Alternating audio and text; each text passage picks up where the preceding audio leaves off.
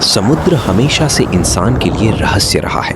उसकी सतह पर लहरें दिखाई देती हैं, लेकिन उसकी गहराइयों में इतिहास दफन रहता है।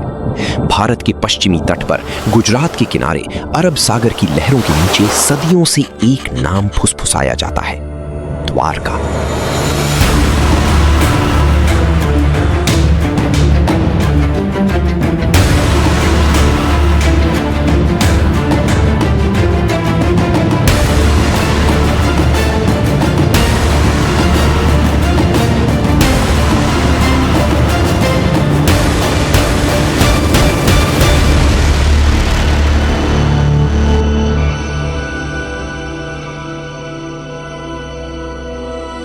एक ऐसी नगरी जिसे कुछ लोग आस्था कहते हैं, कुछ लोग इतिहास और कुछ लोग सिर्फ कथा मानते हैं।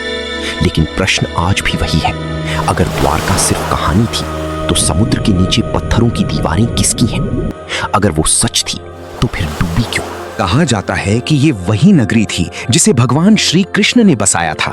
मथुरा छोड़ने के बाद जब बार बार युद्धों ने यदुवंश को घेर लिया, तब एक नई राजधानी बसाने का निर्णय लिया गया। पुराणों और महाभारत में वर्णन मिलता है कि समुद्र से भूमि मांगी गई और फिर एक अद्भुत नगरी बनाई गई। सोने के महल, चौड़ी सड़कें, विशाल द्वार, बंदरगाह, सभा भवन और ऐसी समृद्धि जिसे देखकर शत्रु भी चकित रह जाए। शायद इसी कारण उसका नाम पड़ा द्वारका, अर्थात द्वारों की नगरी। लेकिन यहीं से रहस्य शुरू होता है। क्या हजारों वर्ष पहले इतनी उन्नत नगरी बन सकती थी? क्या उस समय समुद्री व्यापार इतना विकसित था?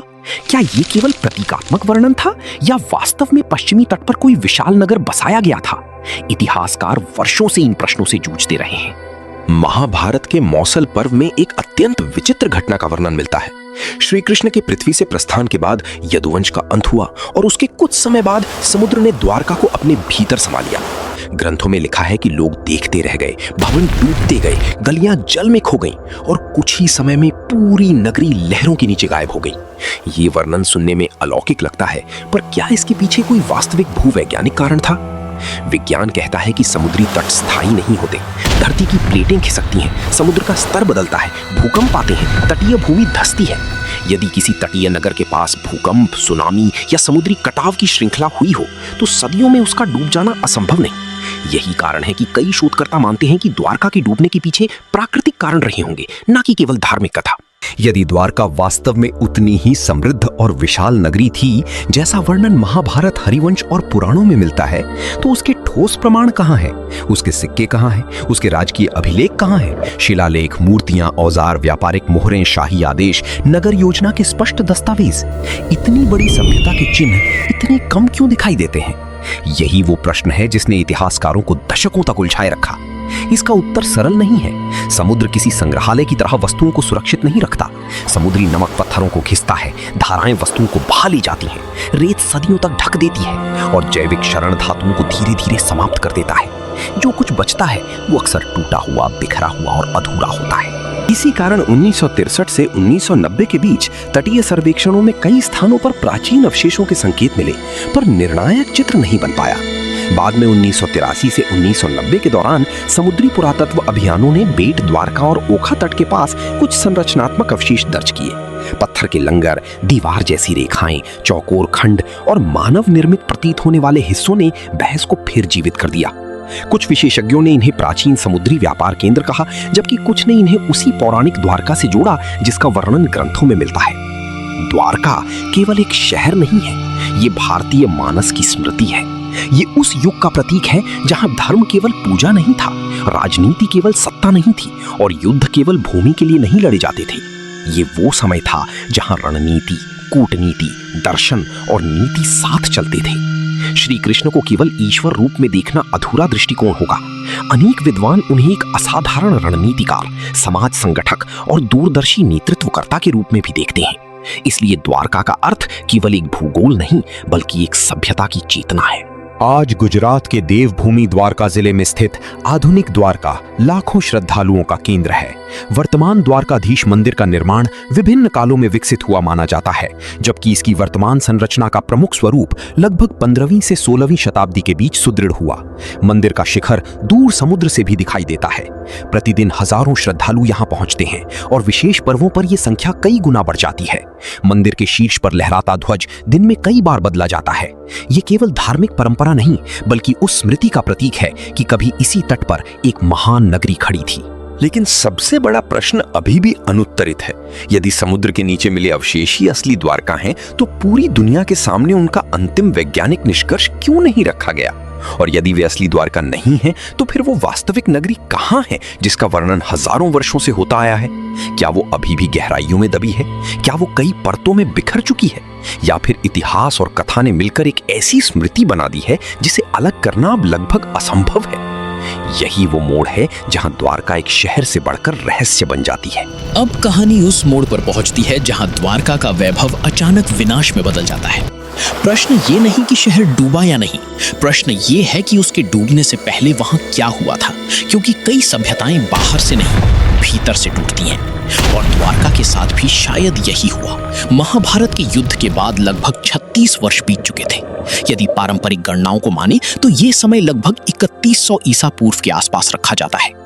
युद्ध समाप्त हो चुका था, हस्तिनापुर स्थिर हो चुका था और श्री कृष्ण द्वारका लौट चुके थे। बाहर से सब शांत दिखता था, लेकिन भीतर एक धीमी आग जल रही थी।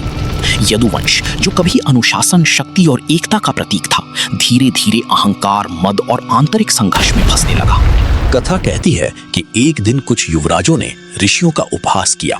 उन्होंने एक राजकुमार को स्त्री के वेश में सजाकर ऋषियों से पूछा कि इसके गर्भ से क्या जन्म होगा। अपमानित ऋषियों ने क्रोधित होकर कहा, इसके गर्भ से लोहे का मूसल उत्पन्न होगा और वही तुम्हारे कुल का विनाश करेगा। सुनने में ये श्राप लगता है, पर कई विद्वान इसे प्रतीक मानते हैं। जब समाज ज्ञान का अपमान करता है, तब उसका पतन भीतर से शुरू हो जाता है। कुछ समय बाद वास्तव में लोहे का एक टुकड़ा मिलने की कथा मिलती है। उसे पीसकर समुद्र में फेंक दिया गया ताकि संकट टल जाए। लेकिन इतिहास हमें बार बार सिखाता है, समस्या को छुपाने से वो समाप्त नहीं होती। कहा जाता है कि वही लोहे का चूर्ण तट पर उगे सरकंडों में समा गया और एक दिन वही खास हथियार बन गई। फिर आया वो दिन जिसे द्वारका का सबसे काला दिन कहा जा सकता है। प्रभास क्षेत्र में उत्सव, मदिरा, विवाद और पुरानी शत्रुताएं भड़क उठी। शब्दों से शुरू हुआ विवाद हिंसा में बदल गया। भाई ने भाई पर वार किया, मित्र ने मित्र को मारा और यदुवंश स्वयं अपने हाथों से टूट गया। ये दृश्य किसी बाहरी आक्रमण का नहीं था, ये आत्मविनाश था। यही डॉक्यूमेंट्री का सबसे गहरा प्रश्न उठता है, क्या वास्तव में कोई श्राप था या ये सामाजिक पतन की कथा है? जब समृद्धि अनुशासन से बड़ी हो जाए, जब शक्ति विनम्रता को खा जाए, जब अंदर की दरारें बाहर से छिपाई जाएं, तब साम्राज्य गिरते हैं। द्वारका शायद समुद्र में बाद में डूबी, पर उसका पतन पहले ही शुरू हो चुका था। इसके बाद कथा श्री कृष्ण के अंतिम दिनों की ओर मुड़ती है। कहा जाता है कि सब कुछ समाप्त होते देखकर वे वन की ओर चले गए। एक वृक्ष के नीचे ध्यानस्थ बैठे कृष्ण को जरा नामक शिकारी ने दूर से हिरण समझ लिया और बाण चला दिया। जब वो पास पहुंचा तो उसे अपनी भूल का एहसास हुआ। ये घटना भारतीय परंपरा में अत्यंत मार्मिक मानी जाती है। एक युग का अंत युद्ध भूमि में नहीं, शांति के क्षण में हुआ। श्री कृष्ण के प्रस्थान के बाद अर्जुन द्वारका पहुंचे।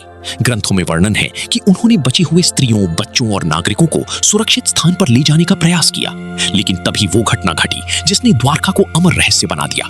समुद्र उठने लगा, लहरी तट से आगे बढ़ी, भूमि कांपने लगी, भवन टूटने लगे और देखते ही देखते नगरी जल में समाने लगी। कल्पना कीजिए वो रात कैसी रही होगी। मंदिरों की घंटियां, भागते लोग, डूबती गलियां, चीखें, टूटते महल और क्षितिज तक फैलता समुद्र। जिन सड़कों पर कभी रथ चलते थे, वहां कुछ ही घंटों बाद मछलियां तैर रही होंगी। ये दृश्य किसी एक परिवार का नहीं, पूरी सभ्यता का अंत था। लेकिन क्या कोई शहर कुछ घंटों में डूब सकता है?